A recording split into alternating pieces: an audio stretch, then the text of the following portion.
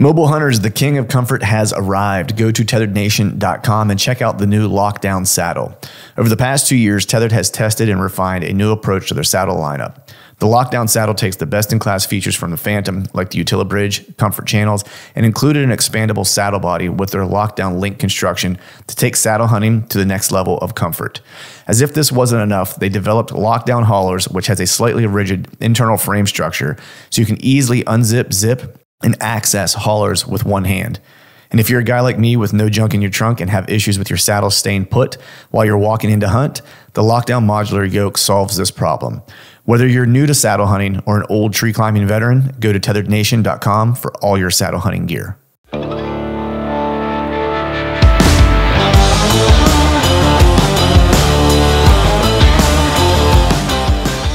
All right, folks, welcome back to another episode of the Truth from the Stand Deer Hunting Podcast. And today I got on, it's like I've had a run on Missouri guys, man. I have my buddy Hunter Hogan on now. I've been a long while. I've wanted to have you on. We've got a couple mutual friends, but I've had Jace on, and then your other buddy's name is slipping my mind that hunts with you and Jace too. I had him on in the past. Austin Culberson. Austin, yeah, that's it, Austin. And then I also had on, man, my age is showing here. I just had it on another fella from Missouri like 4 weeks ago, I think. Oh, really? And so it's like I feel like I'm tied into Missouri. Like I feel like I'm almost like an honorable resident of Missouri now at this point. Well, we've got a pretty tight knit group. Me, Austin, and Jace, and then a gentleman named Charles Golson. That's kind of our 4-person squad of public land hunters here in like northern Missouri. So nice. You've got 3 out of the 4 of us now. Nice. Yeah. Nice. Awesome. And Justin Wright, that's the other guy I was thinking of from Missouri that I had on. Met him through actually Joe Rentmeester, and I know he's good friends with like Andy May and stuff like that. And so I've had him on. And Missouri is like one of my favorite states to hunt. Like it's one of the places I've been. I just really enjoyed the state, enjoyed the people, and so I'm looking forward to getting back. But man, how you been, dude? How are things? Good. Just ready to get back in the stand. Actually, I've been.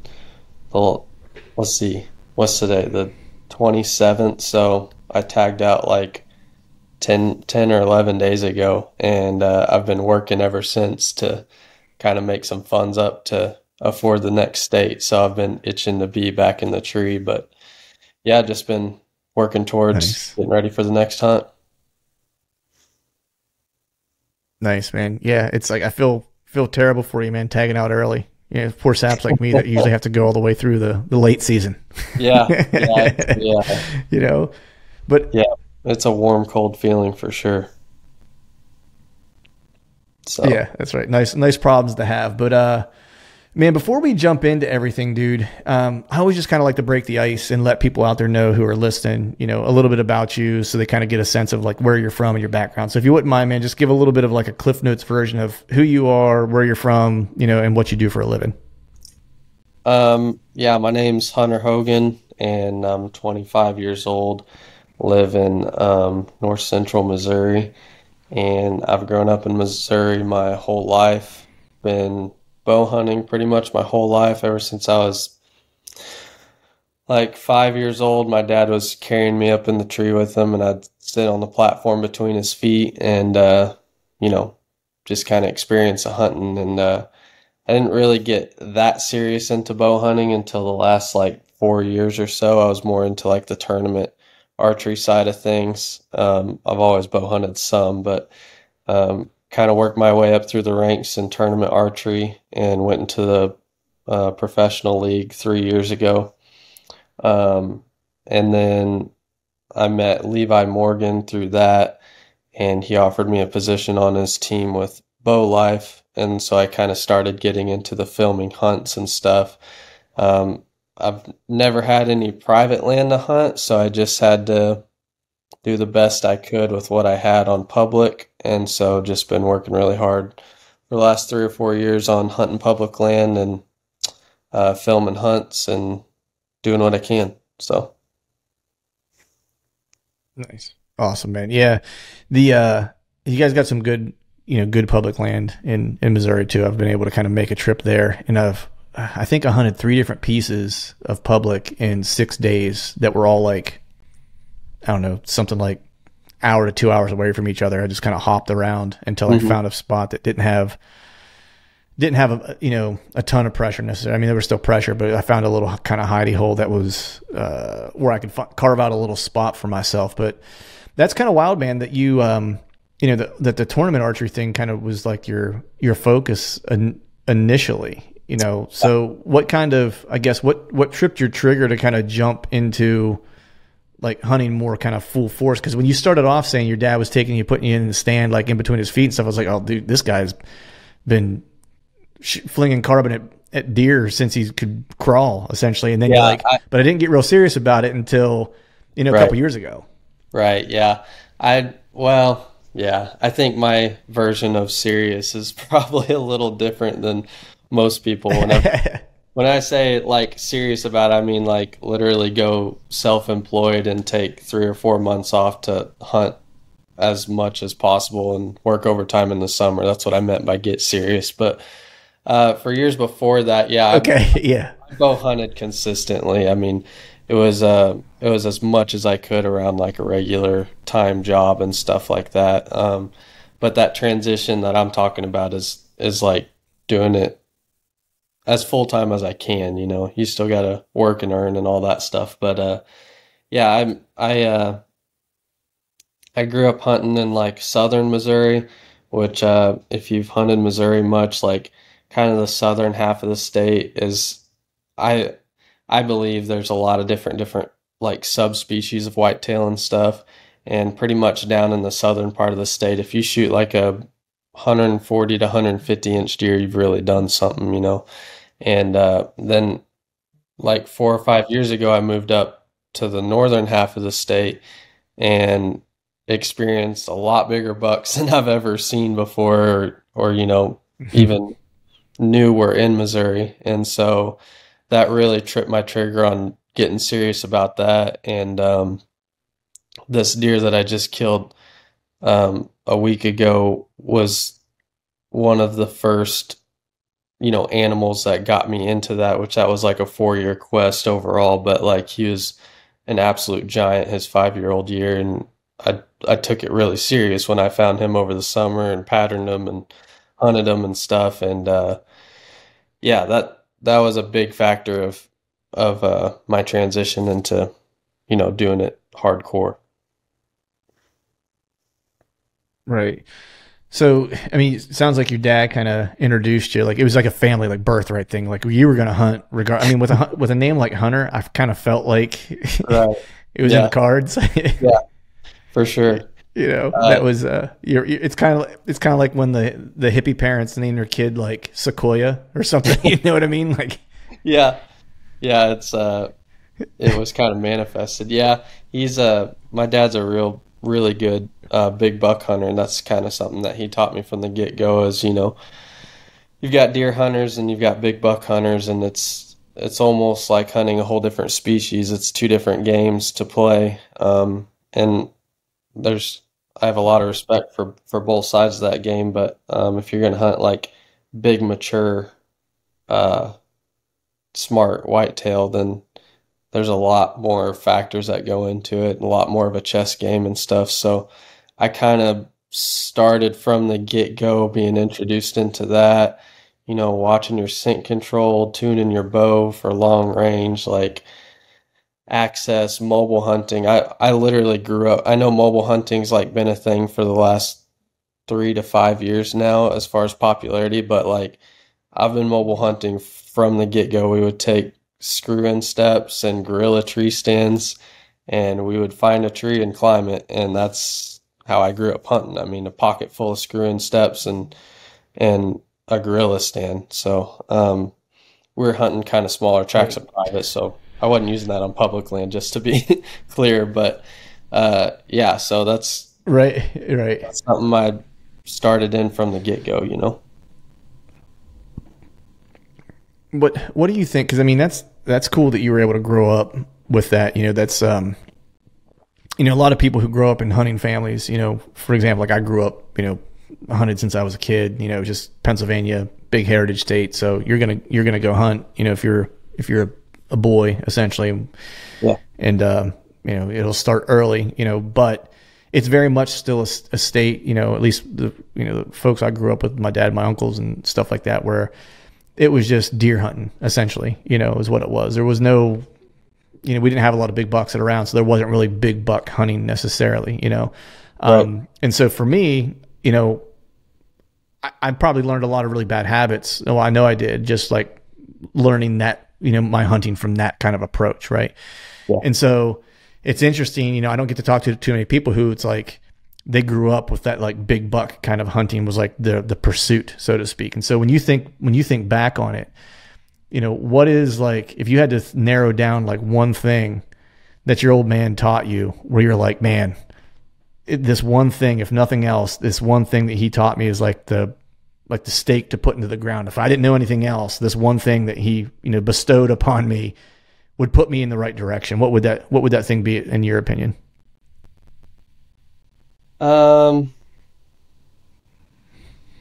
I guess I would have to kind of summarize it into one factor overall, which is like the seriousness of taking like what a big buck is capable of. And what I mean by that is like there's a lot of people that are like, I don't really have the right wind, but I'm gonna hunt anyways, or like, I don't think a big buck will do that or is willing to do that, such as bed in a certain area that he's not getting pressured or well, I don't think, walking in with a headlight is going to affect anything or, if I make a little more noise or if I drive my four-wheeler around my property, that's a big one. I mean, just all these factors of like, I don't think that's going to affect a whitetail. Well, to a big mature buck, it does, whether you want to accept it or not. And I know a lot of people just will not accept that that's a factor, but it really is. And you can see it in the success rate of the people who take that seriously and the people who don't. So I think that was kind of like the main factor of like, if there's something we can do for an edge, we do it. Like if we can walk in without a headlight, we're going to do that. Or if we have to have one, we're going to have like a really low red light or something. If the wind's not right, we're not going to hunt that tree.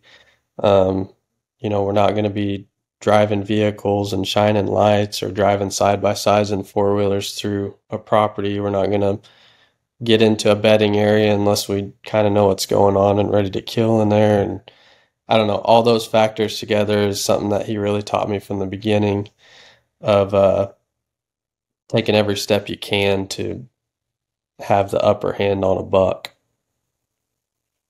Right.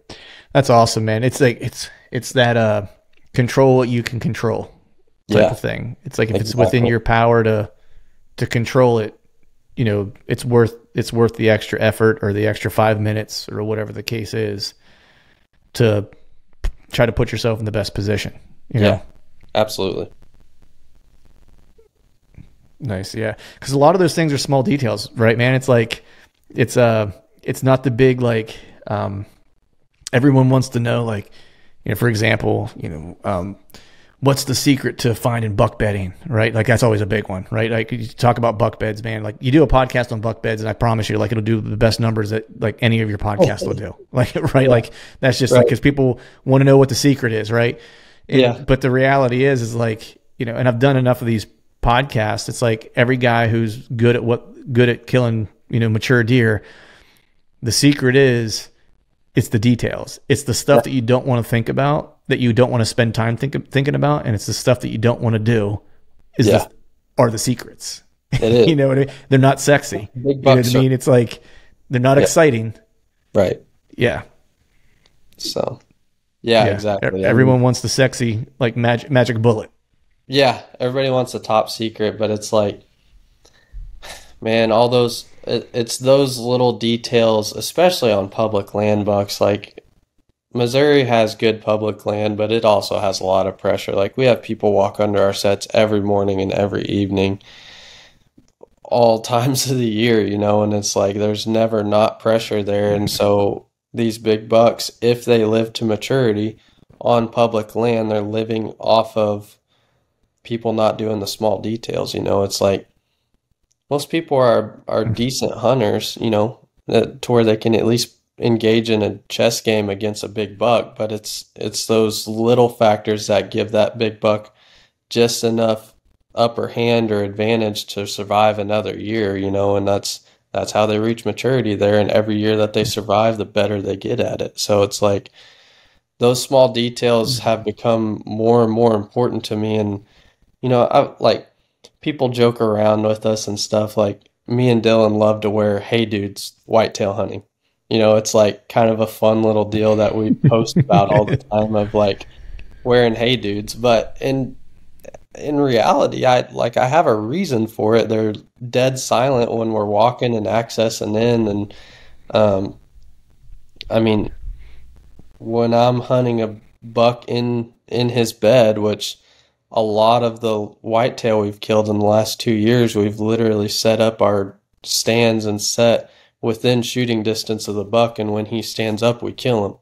And so like that little factor is really important to me of like being a little extra quiet, or like I invest in some of the highest end mobile hunting gear, and I make sure my stuff is like stealth wrapped, and I take my time and I get really good. I run like buckleless straps, or am steel and stuff, just to eliminate more noise, just to make sure that's not a factor whenever it comes to it. So I don't know, scent control, we do like ozone and scent thief and stuff, and it's like, yeah, maybe these factors don't matter every time, but it just takes one little detail of him catching on to you to blow that hunt.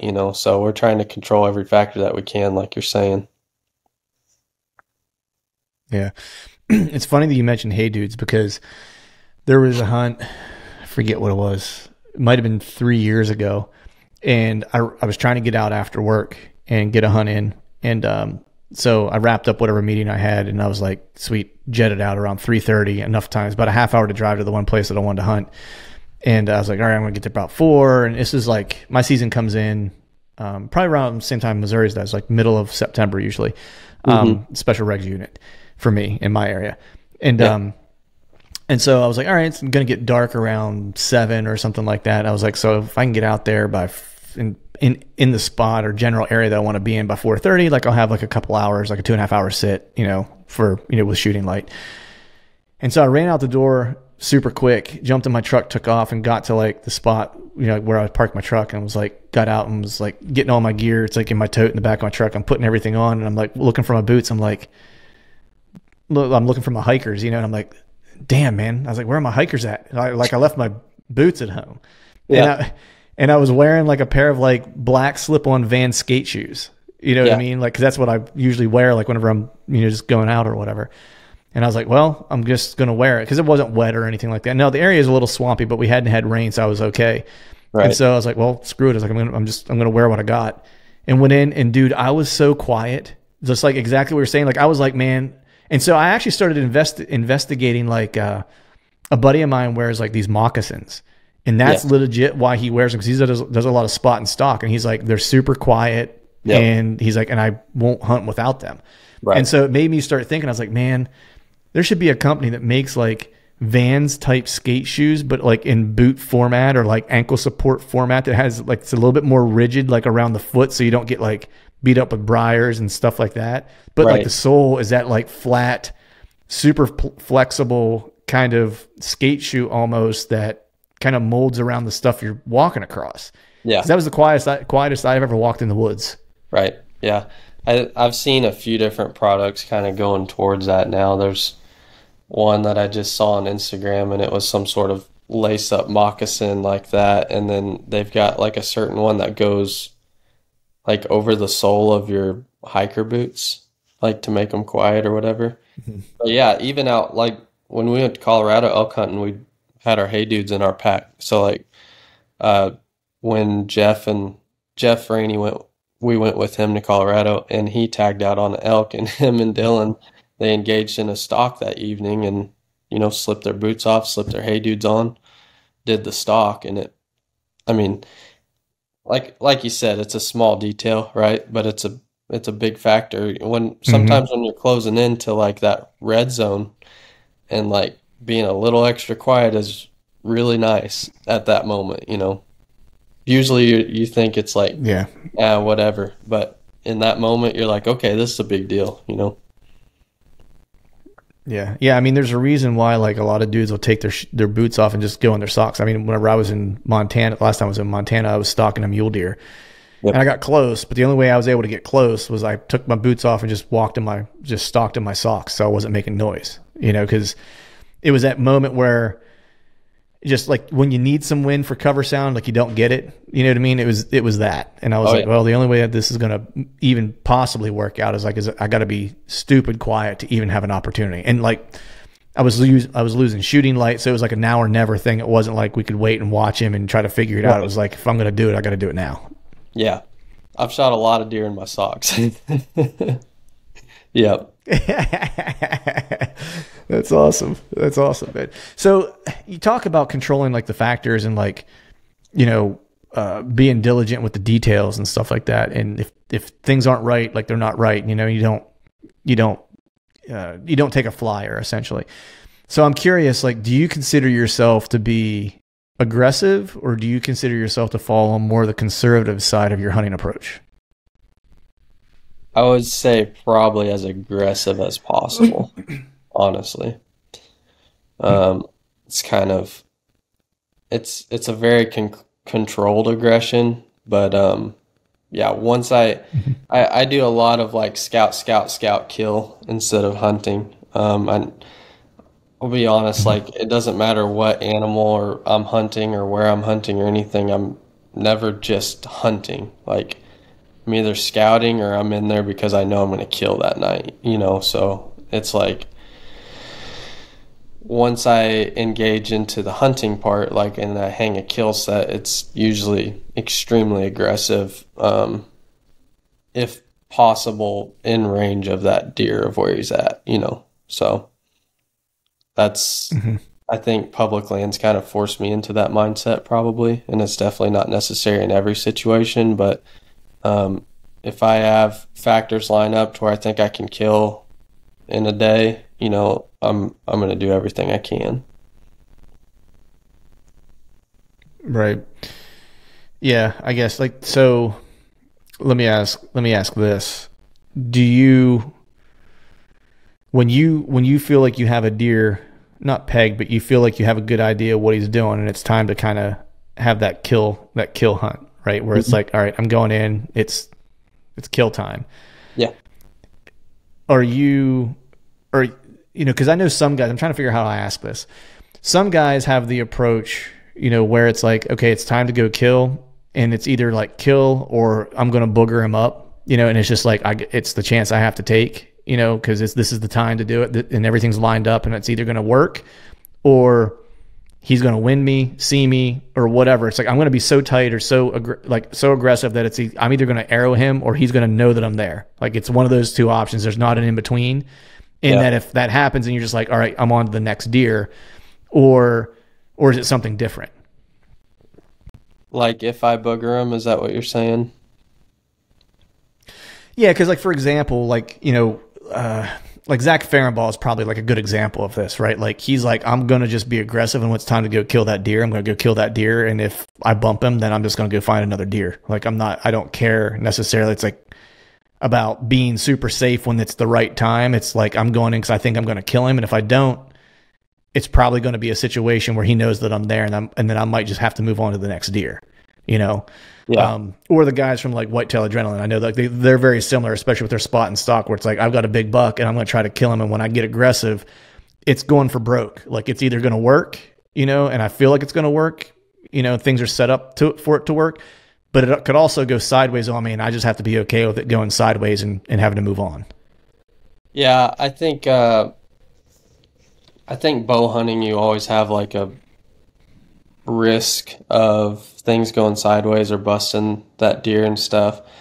But also something that I've learned is I try to study animals, and I spend I spend like year round like watching at least deer, if not traveling to other states and you know watching deer and like multiple states while I'm traveling for shooting. Like every shoot that I travel to, I scout my way there and scout my way back. I don't care where it is or what part of the country it's in. I'm learning more about states on the way or the state that I'm in while I'm staying there and watching deer and stuff. And so I feel like I kind of lean on my strong suit on that is like reading a deer. So if I can watch him for an hour or watch him for an evening, and we even had this factor on the elk hunt this year. We found a giant bull, and I got to watch him for like 40 minutes and just kind of read his mood, read what he's doing, watch what he did that morning, where he headed to bed and stuff.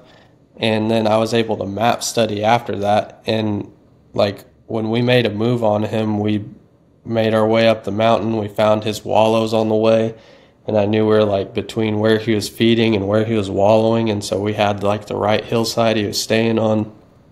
And we got on him and got an arrow in him like that night, you know. So it's like, that's kind of what I lean on that. And I don't think on public land you necessarily run the risk of like ruining your chances of that deer just because you bust him, you know. So like I don't hunt the wrong wind, or like I hunt on the side of the deer, you know, in whatever tree I can get in that favors the wind that night. Or, you know, if I don't have a wind that I even can hunt them in, I'm going to sit in like a observation sit from way across the field or as far away as I can get from him and just watch him again and get more intel, more reads on that deer, you know. And so if I do like push a deer or he busts me on wind or whatever, I'm just going to like back up one step, observe again, re-find him, you know, figure out. Usually they have a secondary bedding area on public land. Like my first buck on film, I killed him off of a secondary bedding area because the night before we did a spot and stalk on him and busted him. And I knew where his secondary bedding area was. And so we pushed him out of his main bedding area and feeding area and pushed him into his secondary. So we hung a set the next night and killed him right there in his secondary bedding area. Well, I knew about that secondary bedding area because duck season had opened like a few weeks prior. And I watched a bunch of duck hunters like accessing to their duck hole through like all his bedding, pushed him out of there, and then that evening he was in this secondary bedding. So I was like, okay, that's intel, that's good to know. So when I busted him that night, I was able to hang a set the next morning and the next evening and kill him in his secondary bed. So bucks always have a backup plan. They've always got a place to go. And usually on public land, they get pushed around so much, it's not going to be that far away, you know. And they may even circle back and you can do a bump and dump, you know. So it's like, those are all aggressive tactics that are effective on public land because of how used they are to people, you know. So if you have like a private land buck that never sees pressure and everything and you bust him, he might go a ways because he's probably got a lot of options of where to go. But if a buck is used to living on high pressure public, pretty good chance you can re-find him and get back on him again. Right. Dude, that's awesome. I love that. Like you watching the duck hunters and watching where he went when he blew out of there, like where his little safe haven was. Yeah. And then knowing that if I do the same thing, he's probably going to do the same thing. Cause he just knows pressure is pressure. He doesn't equate it to like one's trying to kill me, one's not, you know? Right. Yes, exactly. Yeah. And any public land, especially in like this time of year, say like end of September or October and stuff, like when the weather's really nice, like there's not just going to be hunters on public land. I mean, there's all sorts of people that just go hiking and, you know, nature watching, photographers, like everything. So like deer get pushed around a lot and there's no unpressured deer on public. So it's like, that's just a factor you can take and put it into your game for your advantage on that deer, you know? Yeah. That's awesome, man. And I love that you scout like to like your competitions and stuff like that. That's such like a great advantage, like to try to just build intel, like not just about like those places, but just I've always talked to Tony Peterson about this, about like traveling to hunt is like, in traveling to scout even, is the quickest way to kind of, I always kind of say, build your mental Rolodex of like things that you've seen.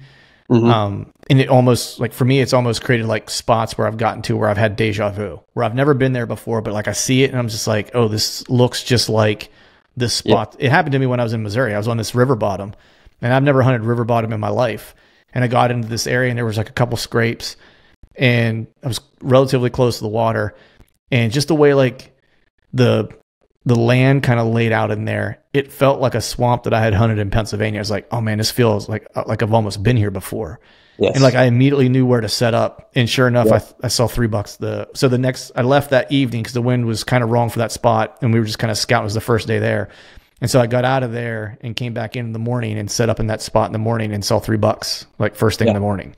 Right. And it was just because I knew how to hunt it without having to like really know the spot, Right. Yeah.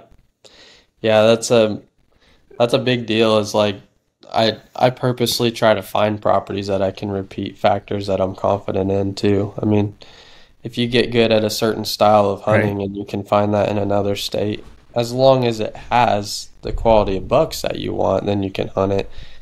That's another thing you have to be careful of, is if it doesn't, you've got to know when to move on too, Right. Yeah. So, man, I want to transition because we talked a little bit about you shooting. So how did you get into competitive archery? Like, how did that kind of come about? Honestly, from a pretty young age, I got into shooting, like archery, and honestly, like rifles and pistols and all sorts of like tournament shooting and stuff. Whenever I was in probably like the 5th grade or so, I joined a local 4-H, and they were kind of going through the different things you could get into through 4-H, and shooting was one of them. And so my dad was always like a really good shot and would have like friendly competitions with friends and stuff. So I kind of grew up with a bow and shooting it anyways. But then I got into the competition side with 4-H, and just kind of like local shoots. And then we would go to like regional shoots, and like from the get-go, I started winning a lot on those, like winning every local shoot, winning every regional shoot. And then we started going to the state shoot, and I was winning a lot, or, podium at least at state shoots. And then by the time I got to high school, there was opportunity to make like a state 4-H state team, and they take the top 4 in the state after tryouts to the national competition. And it's actually like, I know 4-H like shooting sports isn't like well heard of, but there's a lot of talent there. There's like a lot of people involved in that, a lot of talent, a lot of good shooters, a lot of good scores. And so I did that in a few different disciplines, like with rifle shooting, pistol shooting. The couple years I did pistol shooting, I broke my arm twice in high school and had like 4 reconstructive surgeries on it. So I spent most of 3 years in a cast. So I only had one arm to deal with. So I just did like pistol shooting. But once I semi-recovered from that, I started shooting bows again a little bit. And then my senior year, I was able to shoot my bow good enough to make that team. Went to 4-H nationals, and the team that I was on, all 4 of us are professional level archers now. And we ended up sweeping every event as a team. And then I ended up winning first place overall individual. And my team, we placed 1st, 2nd, 3rd, and 5th individually. And so that kind of like really sparked the competitiveness and stuff. And so after that, I kind of knew I had a skill set for it, and started going to like some national level shoots, competing in that. Started getting into the ASA circuit. I was kind of new to like 3D, but I shot indoor quite a bit and had some success with that, and shot for a couple years doing like the, national tournaments and stuff while I was in college. And then after a couple years, I was able to work my way up to the professional level. So that's kind of how I got started into tournament side of things. Nice. And you shoot for Matthews, right? Hmm. Yes, sir. Nice. The and you mentioned earlier that you were working for Levi, so I'm curious. Did he how was working with him? And I'm sure you've shot with him. I've seen your posts and stuff like that. So what tidbits have you picked up from him, who people consider to be the GOAT? Yeah, a lot. I was able to. Yeah. I I actually I still to this day don't know how I even got my number, but I was prepping for a tournament one day and he texted me and he was like, "Hey, this is Levi. I'm starting a, I'm going to do a pro staff for my TV show Bow Life and wanted to offer it to you first and see if you're interested in like filming and hunting and producing your hunts for the show." And I was like, "Yeah, absolutely. I'll do whatever it takes." And so that's kind of how I got involved into that. And then on the competition side, I shot the known side of ASA for a while, known pro. And then this last year was my first year shooting like the unknown side, which is what Levi shoots. So I soak up every bit that I can from him on that since he's obviously the GOAT on it. So yeah, try to learn as much as I can, and then um, actually was able to go on a couple hunts like with him and Micah and go film for them some, just running as a cameraman and trying to learn more about hunting side of it and stuff, cameras, media, production, and that sort of thing. But yeah. Nice. What because I mean, I think when people think of like competitive archery, they see the obvious connection between that and hunting, right? Where it's like it's the same, weapon, um, you know, similar types of, skills required, and all the normal things that people would think of if you're gonna, shoot target archery and then hunt with a bow. But I'm curious if there are any things that you've kind of discovered or any connections between, shooting competitively and bow hunting that you didn't think that were maybe not as obvious connections that you kind of discovered as you went. Uh, I don't know about stuff that's maybe not as obvious because this might be an obvious factor, maybe not. It's hard for me to decipher since I kind of grew up in both worlds, but I'd say the Mhm. biggest one is taking a shot under pressure. Learning how to execute through a shot under pressure, not black out, not freak out, not, let your subconscious, take over and like punch a trigger, not look, you know, do pre-ignition movements, target panic type of deal. So, being able to execute a shot under pressure is something that you learn pretty quickly in target archery, or you fail miserably in that world. So that Right. transfers right over into shooting a trophy animal under pressure, especially like a long range shot or kind of a split second deal, and being able to execute a really good shot in those situations is something that you learn a lot and get to practice all the time when you're shooting tournaments.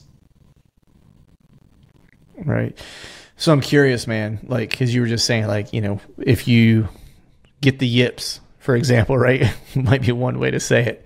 Yeah. In archery, it's like it's a bad deal for competition, right? Same thing whenever you're trying to kill an animal. And so I'm imagining that, if you do anything for any length of time, right? Like doesn't matter how good you are, whether you're a quarterback, a golfer, an archer or whatever, it's like you eventually will hit a run of just like where things just aren't working for whatever reason. You hit a rut, right? Where it's like, man, I'm just this much off every time. Yeah. And so I'm curious, like if you've had that in archery to where you've been able to use that, how you get yourself out of a funk on a hunt, if there's a parallel there.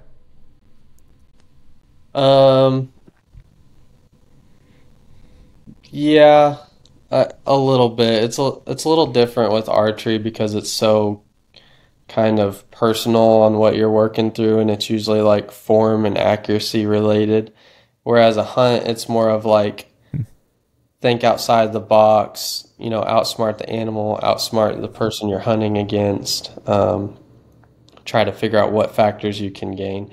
I guess it has a lot of similarities to like the unknown side of archery. I guess I could compare it to that. So like on the unknown side, you're guessing the yardage of the target, you're shooting that 3D target, and there's a lot of like risk reward in the ASA side because you have like an upper and lower 12 ring. So if you have like the 10 ring here, you've got the lower like down here and the upper up here, So like if I'm shooting at the lower and I judge this like a yard or two closer than what it actually is. So if it's a yard or two farther than my guess and I hit below it, I'm going to shoot an 8 or a 5. And that's going to like really hurt my score a lot, So it's really a game of trying to give yourself a chance at hitting a 12, but also stay in the 10 the whole time. So that's something that you have to like factor a lot of things into and a lot of decisions. It's a lot of making good decisions, making good judgments and that sort of thing. And it's something I'm still learning and everything, but I'd say it's pretty similar to hunting as far as how many factors go into it and how many things you have to consider in order to make a really good decision. Say if you're hunting a mature buck and he's in an area that he's been consistent in, but maybe he's coming out into the field from different areas on different winds and stuff. It's like you got to consider a lot of factors to choose the exact tree that you need to be in to not get busted, but have a chance to have him in range, So I'd say there's kind of some similarities that you're practicing that puzzle mindset in tournament archery that can transfer to bow hunting. Yeah, I think like what I'm picking up from that is just like you're thinking of in the unknown, right, is more like shot strategy, right? Yes. Like because a lot of strategy because of the risk reward, right? It's where it's like in the known side, it's like I know what the yardage is. I just need to be clean on my form, my release. Yeah. Like I need to be technically sound. Yes. Where the other part is like if I'm consistently guessing short on my yardage, I'm probably going to aim for the high 12. Mm-hmm. And if I'm slightly off, then I'm still going to be in the 10. Mm-hmm. But I'm going to probably not ever hit the 12. You know what I mean? Like, you're just going to you're trying to thread a needle. Right.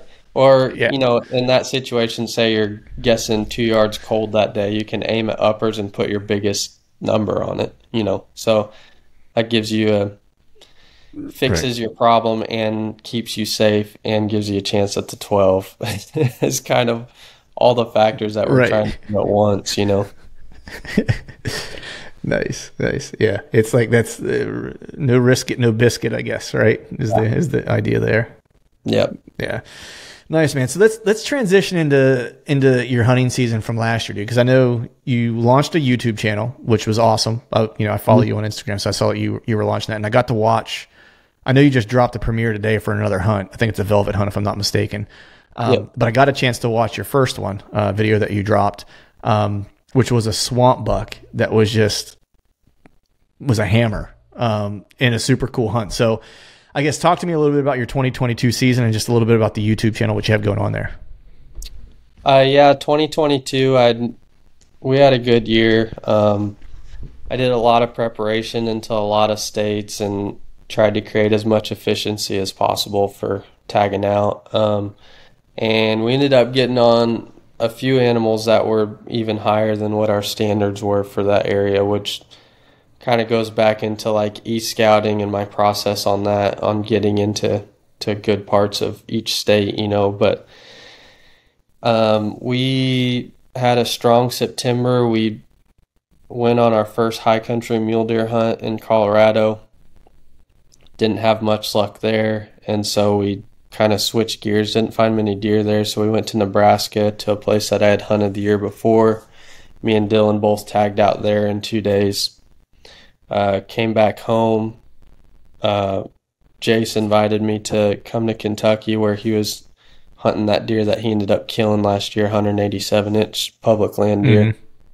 And we only had like 2 days to go there, but we decided, why not do that? We're already prepared for Missouri. We spent all summer scouting our home state, so let's go spend those 2 days hunting instead of just prepping for Missouri. So we went to Kentucky, tagged out there in 1 day on that swamp hunt, which was, you can go to the YouTube to watch it, but it's kind of like an efficiency strategy on how we approach that whole deal to try and get on a good quality buck as quickly as possible. It's a little different approach than what I usually do. Usually I've got like one specific buck picked out, and I got to like really pattern him, really read him, try to figure out how to kill that buck.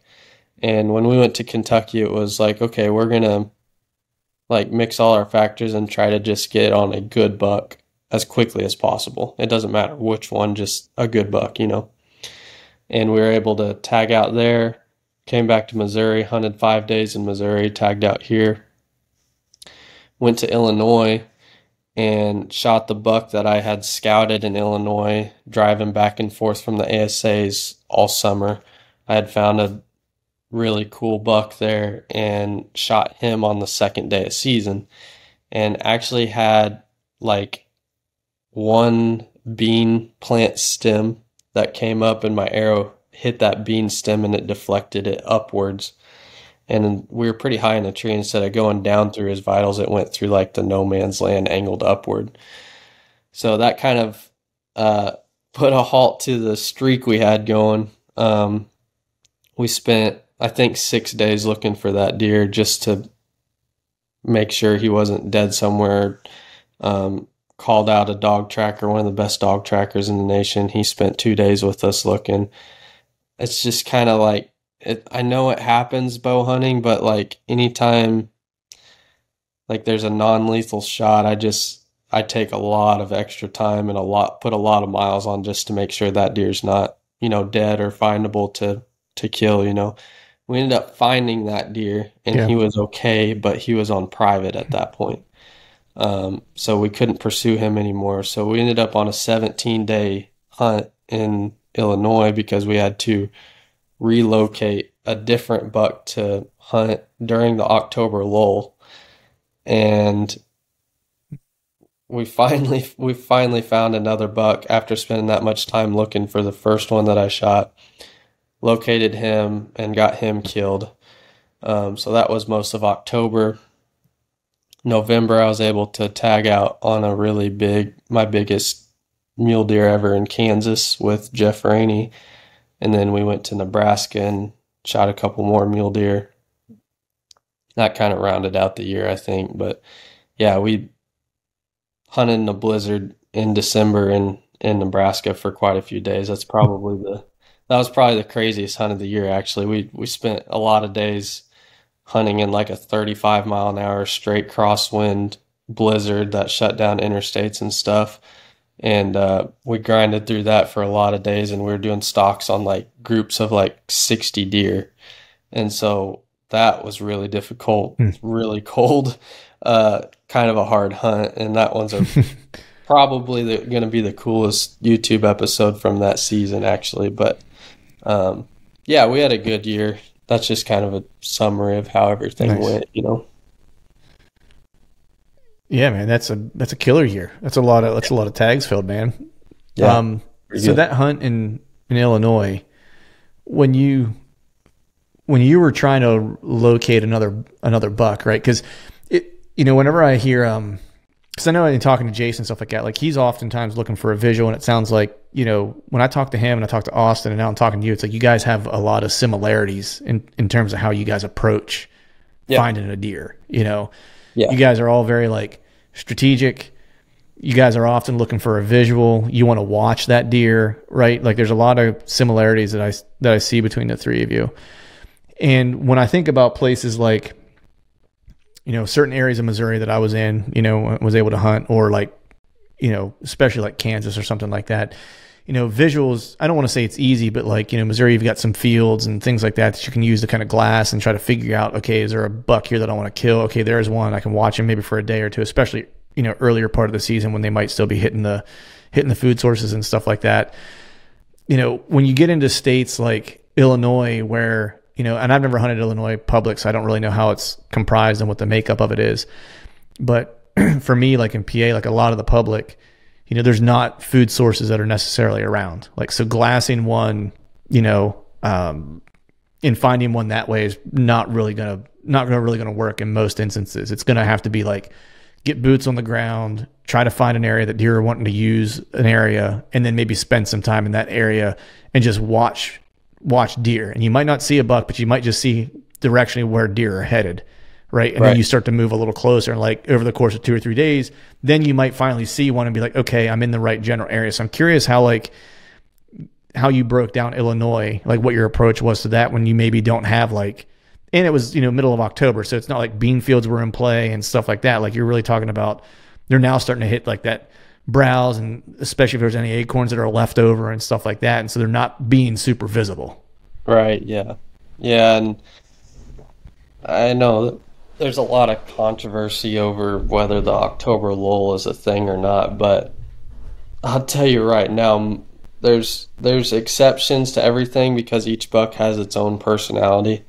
And I see bucks that travel in daylight all the time, year round. And then I see bucks that, like in the summertime, they bed out in the beans and they lay in their bed and eat. Like, they don't move at all. So it's like, there's a lot of personality factors on that. But most bucks in general are going to have an October lull and like not move far from their bed, if at all, So it was really like, get out and find them. I mean, we were there for 17 days and we covered a lot of ground, and I knew we were in a good area because I scouted it over the summer, and I knew there's good bucks on several different properties. So it's like, I know they didn't just like all of them up and leave. Like, some of them might move around or leave or go to private or whatever, but I knew all of them. And so it was really just a factor of like, where are you hiding?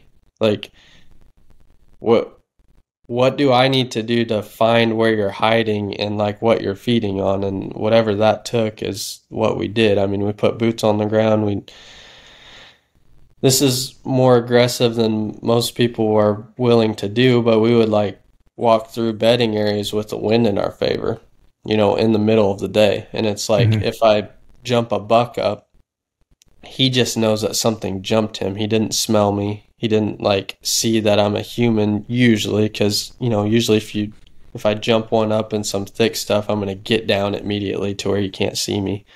Josh Trollinger did the same exact thing on public land in Kansas last year and shot a 200-inch typical. It's a number 1 Buckmaster buck in the books now. And he literally walked through like the CRP patch along this like creek bottom, jumped this buck up, immediately got down. He had the wind in his favor, and like Josh is like looking at him through the grass, and this buck has like no idea that was a human. And so then the buck like moseys off. Josh is able to pull off a bump and dump and like scout the area, look at like the factors that this buck's using in there, and then get the heck out of there. But then he knew exactly where he needed to get into, exactly where he needed to hang a set, exactly what this buck was doing, and all those factors. And like, is it aggressive? Yes. Does it work? Absolutely. So that's something that I did a lot in Illinois, was like walk through areas, look for sign. My like favorite thing to do is the visual thing. I love to climb like 40 foot in a tree, or get on a high spot, or drive around and stand on top of my truck, or whatever it takes to like lay eyes on a deer. That's my favorite thing to do. And like when me, Austin, and Jace met, that was something we were all kind of learning to do. But Austin and Jace grew up, hunting like really thick stuff, really like non-visual type of things. And so Jace is like really huge on tracks and reading tracks, and like it's not 100% accuracy because you can have a big mature buck with a small hoof, or you can have a dink with a big hoof, but it's pretty consistent. And so like I learned a lot from him on reading tracks, and I've learned a lot from my dad on like reading scrapes and scrape lines and fresh sign, all that sort of thing. So like at the same time I'm walking through these areas where these bucks might be hiding and I might jump one up, I'm reading sign at the same time and being able to just put one more factor into play each day and get a little bit closer to a buck. And maybe in the morning and evening I'm hanging observation sets in case they do move and I do see them, and then every minute of the afternoon I'm walking boots on the ground looking at sign and stuff. So it's just keep going and keep going and keep going until you find what you're looking for. I'm not going to waste my time hunting every day when I can be scouting and really figuring out what's going on. Dude, that right there, what you just said, I'm not going to waste my time hunting.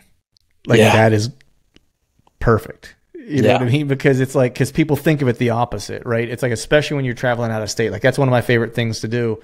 A little different in Kansas where, I can see. So I do a lot of driving, driving and glassing and just trying to see if I can see something along the road. You know what I mean? It might be a couple hundred yards away, but, just get a visual of like, okay, there's a good buck on this piece of walk-in. All right. So I know he's there. And if I can watch him for a little bit, then I do. If not, then I'll figure out if I have to drive around the other side, or maybe I'll walk into a high point and try to glass or whatever. But, when I was in Iowa, that's kind of how I hunted Iowa. Like every day I would just walk and find sign and try to kick up a deer, and, kick up a buck and be like, all right, cool. There's a buck here. All right. Let's see if we can figure out what he's doing. And that was actually how I ended up kicking my buck. I didn't call it a bump and dump. I bumped him out of his bed the day prior, and I didn't come back in the morning because the wind wasn't right. The wind was shifting throughout the day, and I went in mid-afternoon and hunted him on the last day of the trip. And he walked back in to that area, just thought he had the wind in his favor, and I was just cutting it just right and stuck him at like 15 yards. But it was that same approach where it's like, man, I just spent that whole trip walking and trying to bump deer, just trying to find them, and I was like, and if I can find pockets of them, then I know I'm in the right area, Yeah.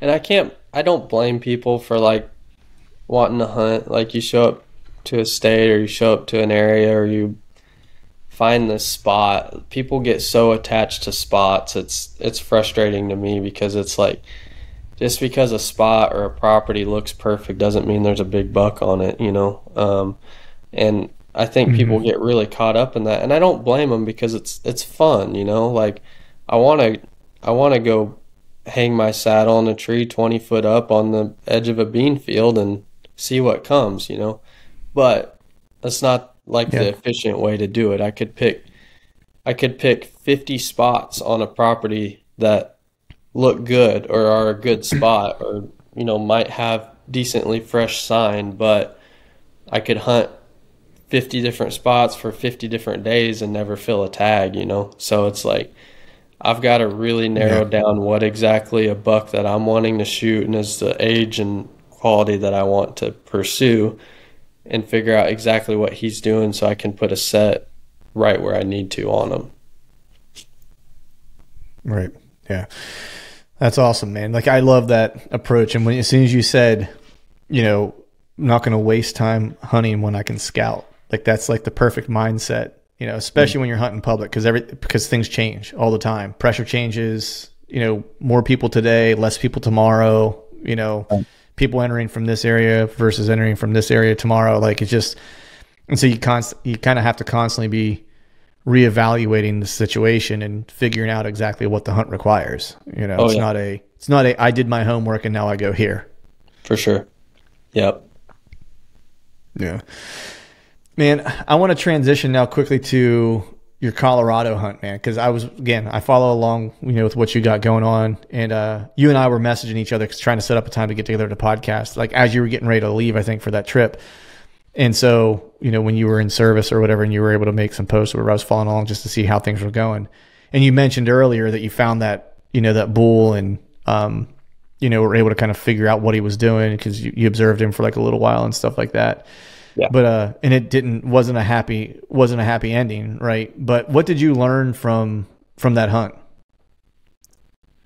I learned that elk can duck arrows really good. I had no idea. Uh, I had no idea that they could duck like that. It was a long shot, but like, I mean, he ducked like 20 inches. We replayed the video so many times, and held a pin on the video of like where his vitals were and then where they weren't by the time my arrow made impact. And it's like, man, I didn't know. Didn't know that. And if he wouldn't have Yeah. ducked at all, I mean, it would have smoked him, and he would have probably went 100 yards and died. But that's not how hunting works. So it was a pretty unfortunate Right. situation. We created a lot of efficiency on that hunt, and I don't know elk very well, but we just put together each factor that we could as we got closer and closer, and kind of did the same tactic that we're talking about on whitetail in that Illinois hunt. Just ease through areas, try to find out. We got into elk. We found this really, really big bull. I mean, like, I don't know elk very well, but we showed people who did know elk, and he's like a bull of a lifetime for shooting in a over-the-counter unit, especially on public land. He's just like the quality that's not even supposed to be there. So it was really crazy to like get an opportunity at a bull like that, and it was even harder to like play him at his game, especially me not knowing how elk work and how they think and stuff. I just tried to do the best I could with what I did know. And so we worked our way in through this creek bottom, found his wallows, and we were at like 10,000 feet or like 9,800. And he was feeding in a valley up high that was like 11,000. So it was like 1,000-foot difference. And I was like, okay, so he's probably bedding somewhere on this hillside in between, because he's obviously coming down to this creek bottom to wallow in water. And he's going up here to feed because I watched him that morning before. And so we approached our way up, and when we got to like 10,900 and we were really close to this valley in the evening, I was like, the wind is not picking up like crazy today. He's probably in this meadow on top feeding. And so we ripped 3 bugles before we got there, and then we cut half our distance to the edge of the meadow.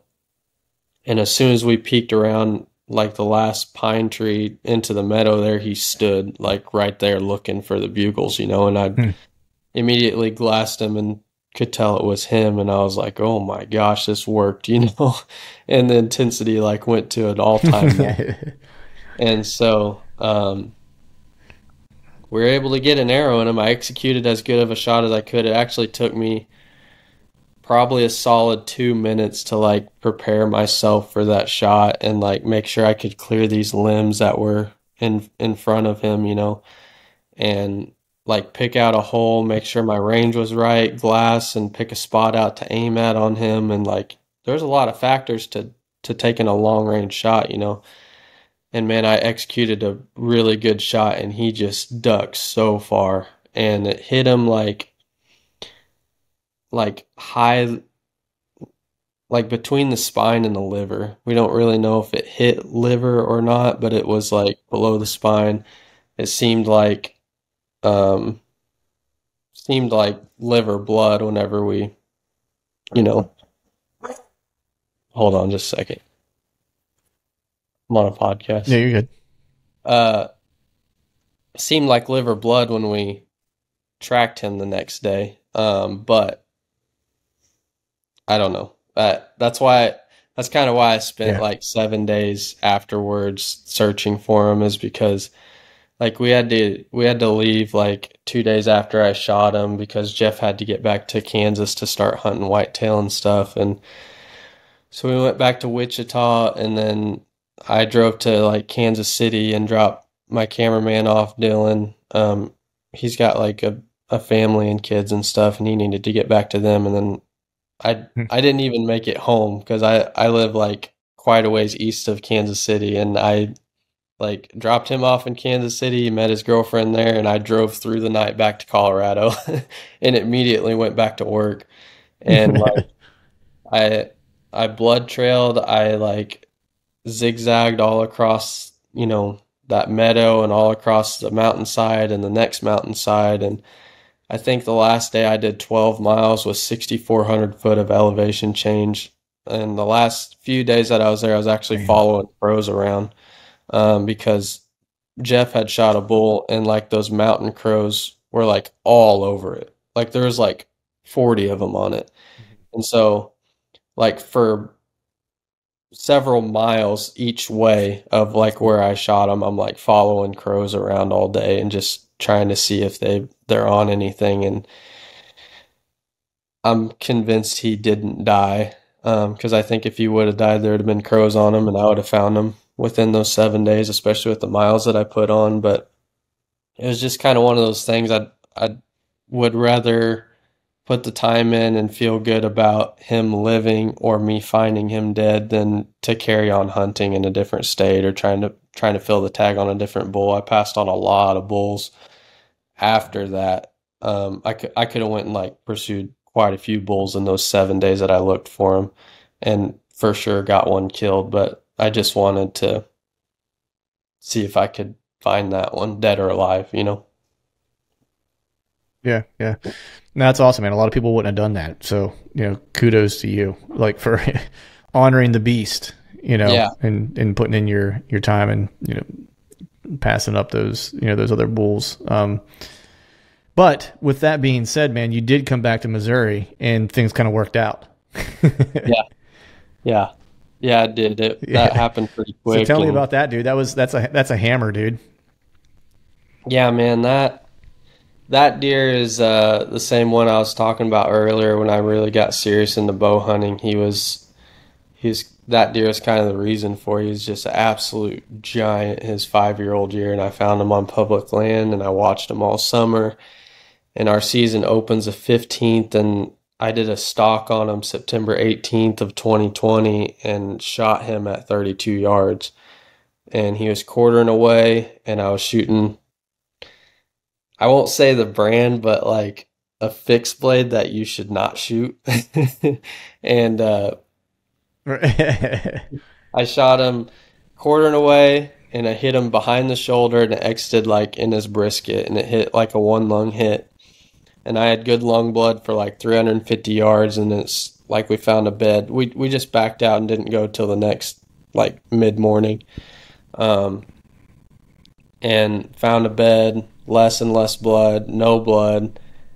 And that was like the first deer I'd ever lost. I feel like we're talking about a bunch of lost animals, but like it's really part of it. And so I searched for 30 days for him, and spent a lot of time I was sick. It was before I was filming. It was before I was like trying to fill tags in a lot of states. So it was like my season was all about that deer. And so like I just spent my time searching. And then like in November of that year, I got a text from a buddy who has private land nearby that public land that I shot him on. And he had one game camera picture of that deer, and he was like, "Is this the one that you shot?" And I was like, "Yeah, 100% is." And he was like, "I saw him from my stand yesterday." And he was like, "I didn't realize it was a buck that you had shot, but regardless, like he was limping around and he had like lost some weight and stuff, but he was getting around and he was pushing does around." And he said he watched that deer dodge 3 different trail cameras. Like the does would run in front of the trail camera and he would like stop and like go around the tree. And I was like, man, this deer is just on a different level of intelligence. And I don't know why he always was that way, but my buddy like got a chance, or he thought a chance to like shoot that deer that night, and he was at like 25 yards and he drew back and he like did a met for him to stop, and the deer like took another like 5 steps and like stopped behind a cedar tree and then looked at him and busted.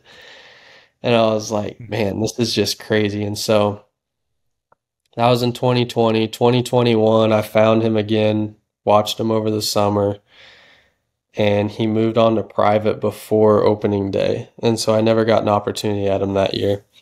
2022, which this episode is about to drop, I had him found. He was on public, but he was staying in the corn, and he was like very rarely would come out of that corn. And so I was in like a tree 42 foot up in the air looking over this corn on like this one trail on the edge of it.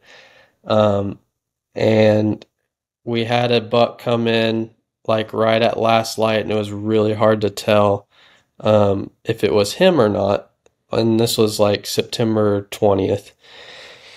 And I like glassed him. I saw a strong G4. I saw similar features, and he had like this Roman nose, which was kind of like the feature on Ghost, this deer I was hunting that I always identified him by, every year. And so this deer came in, we shot him. I was like, I don't know if it's Ghost, but I would rather shoot this deer on a chance that it is Ghost than like let him walk by and it's him, Shot him, recovered him. It wasn't him. And so I told my buddy Jeff Rainey, this deer is 7 years old at this point. And so I was tagged out. I was like, Jeff, you need to go kill this deer. I was like, it's his 7-year-old deer. I'm not convinced he's even going to stay on public anymore. I'm not convinced I'm going to even see him the next year. He gets more and more elusive every time. I spend my whole summers just trying to put eyes on him. I only put eyes on him one time that whole summer. And Jeff went in and started hunting him, and Jeff was there until October 2nd, so 17 days, and Ghost slipped by him in range 2 different times. And Jeff is like one of the best shooters in the world right now, and an absolute stone cold killer when a deer's in range. And like for a deer to slip by him is just insane, And so Jeff ended up shooting a different deer we called Big Twin. He's a 188-inch deer, just an absolute stud. And yeah, on public. And so he tagged out on him on October 2nd, and so Ghost lived on. So this year was his 8-year-old year, and something that I've learned from there's a guy that I live nearby. His name is Adam Wolf, and he knows more about whitetail than anybody I've ever met in my life. And the amount of like old mature deer like past the age of 6, 7, 8, 9 years old that he's had like intel on and studied over the years is insane. And so I try to like take in as much as I can from him. And something that he told me was like once a buck reaches like 8 years old and older, they really start like settling down and really like staying in one area. And so I actually only went and checked in on Ghost 3 times this summer, and every time he was in the same spot. And he was very elusive. Like I would drive as close as I could and glass from a long ways away, and as soon as my vehicle would stop, I would like glass him up on a red moon night. I would only go on red moon nights, and he would like see my truck and stand there for like 30 seconds and then lay down right where he was, and he would not stand up for the rest of the evening. He would just stay bedded, stay hidden, like anytime my truck was visible. And then like the last time that we saw him over the summer was the day before season. We actually went and hung a set, watched him, got some footage of him and everything. And that was September 14th of this year. So September 15th, we hunted, didn't see him, dealt with a lot of pressure and people. September 16th in the morning, we were able to spot him bedded in the beans. Actually, he got like pushed out of like actual bedding and was laying in the beans. And at like 9:30 that morning, and we're in a set, I think like 36 foot in the air. Spotted his rack, pulled our set, like circled around the other side of him, hung our set 60 yards from him while he's bedded. And it was like really quiet out, so we really had to take our time. And that was probably like the most nerve-wracking thing I've ever done on like a deer of that intelligence and setting up a set that close to him. But hung a set at 60 yards. He stood up at like 10:30, and I was able to get a range on him at 61 and a half. But he just like turned around in his bed and laid back down. And so I set my sight, and we just sat there and waited. So he didn't stand up again until 1:30 p.m. And when he stood up again, I already had my sight set, and we kind of like saw him like lift his head up. And so we got like cameras rolling, everything ready. And then like when he stood up, I think within 20 seconds we had an arrow in him. And then I think by like 30 seconds he was down and dead in the field. So it was a very surreal moment. Like me and Dylan sat back in our saddles and were just like quiet for 30 minutes. It was like, usually you have like all this excitement and we did it type of deal, but that was like surreal. Like we just killed the unkillable deer, you know? Right. That's crazy, man. Like I saw pictures of it, of course, like hammer buck, and I was stoked for you, especially after what happened in Colorado and stuff. But what did he score? Because I think you said it was your biggest deer to date, wasn't it? Yeah. He's 164 and 3/8. Nice. Yeah, that's a hammer, dude. And an old deer. Yeah. That's crazy, man. 8 years old on public is if that don't get you fired up. Yeah. Yeah, there's those old deer on public, man. Yeah, for sure, man. That's because I'm thinking there's one deer that I have on camera now. This will be the third year that I've kind of known of him and have like kind of watched him. It's in the mountains. He's in the mountains. In this year, the first year I found him, he was either 3.5 or 4.5. Like I couldn't tell, but he was a big bodied deer, and like his rack, like he had plenty of bone. Just not that means anything for age, but just like he was a big body, he was the overall big deer. Mm-hmm. And I was like 4.5, but maybe he's 3.5, and he's just kind of fooling me. But in the mountains, like at least what I've kind of gathered, it's like, man, when they're big, they're usually older because it's not like there's a bean field around for him to get fat on. Like he's getting big on acorns and browse, essentially. You know what I mean? Yeah. And I have him again this year, and so he's either 6.5 or 7.5 this year. Wow. And I bumped him last year.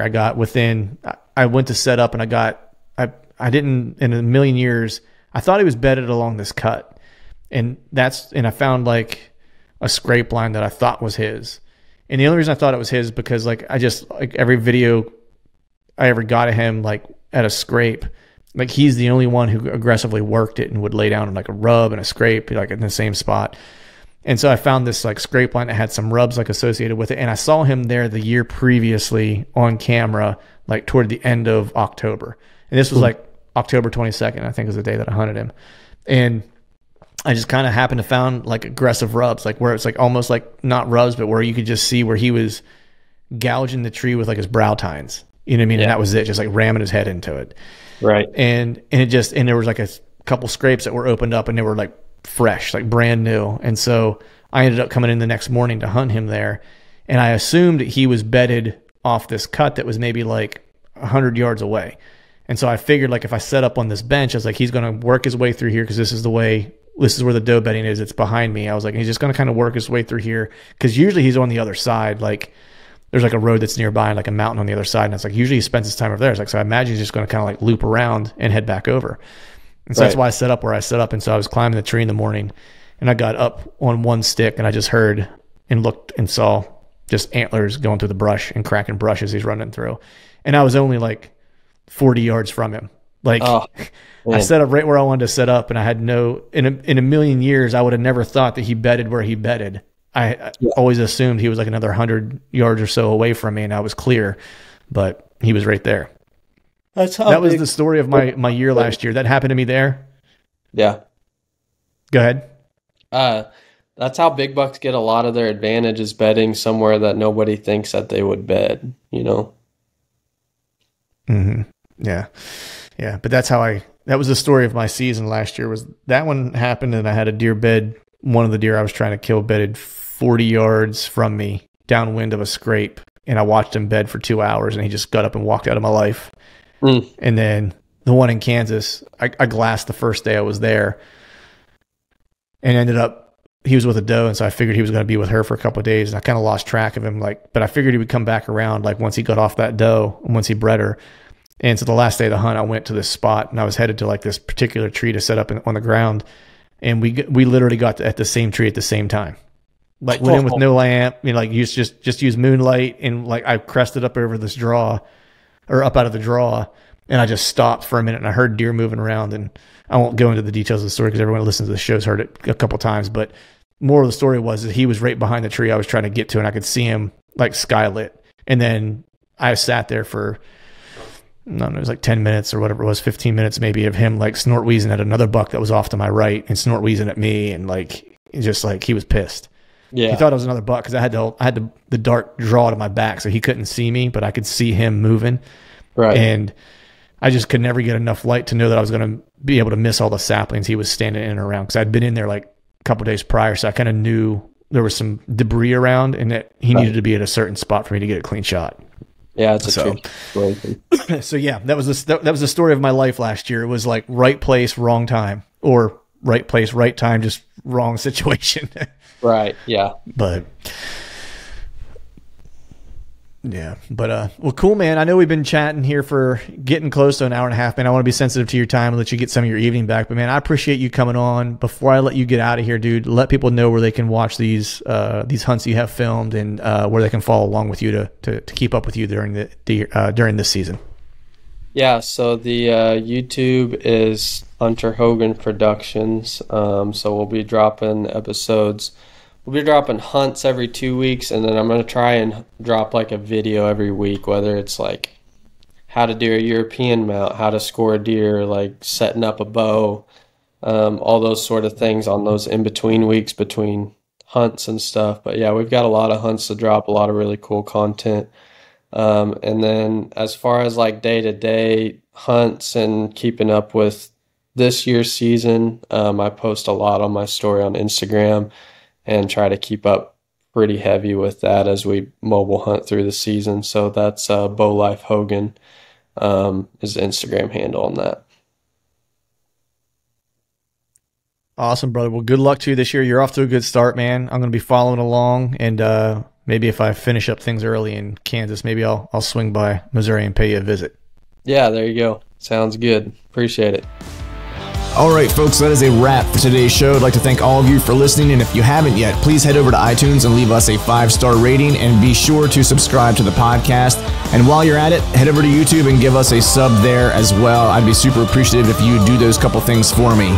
And before I shut this thing down, we need to give a big shout out to our partners who continue to help us make this podcast possible: Tethered, Exodus Outdoor Gear, and Genesee Beer. And until next time, we'll see y'all.